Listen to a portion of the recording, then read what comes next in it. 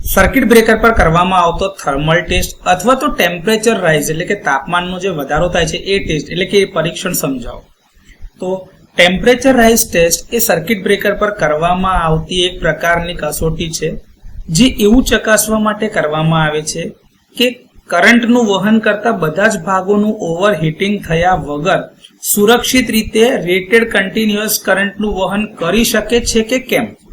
આ એક પ્રકારનો ટાઈપ ટેસ્ટ છે કે જે બ્રેકર પર કરવામાં આવે છે.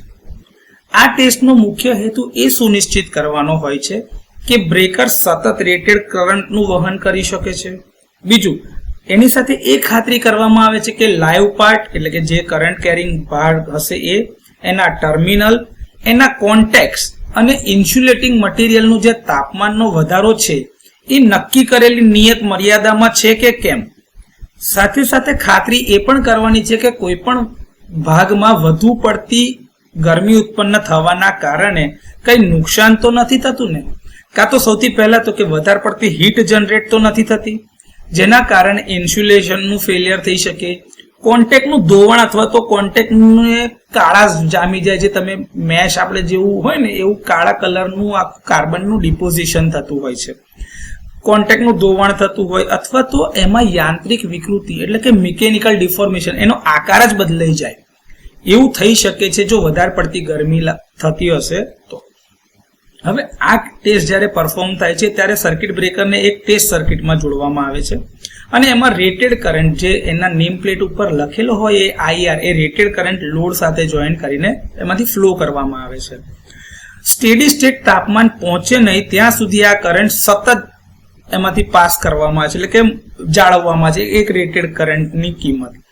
હવે એ સમયગાળો 2 થી 3 કલાક સુધીનો હોઈ શકે છે કાં તો એનાથી વધારે. હવે જ્યારે મુખ્ય કોન્ટેક્ટ, ટર્મિનલ,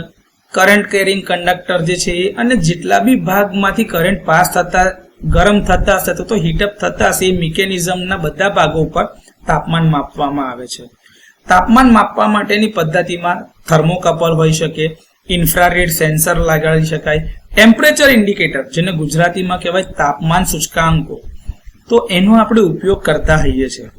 હવે 800 એમ્પિયર કરતા ઓછા રેટેડ કરંટ માટે તાપમાનમાં જે વધારો છે 40 ડિગ્રી સેલ્સિયસથી વધારે ના હોવો જોઈએ.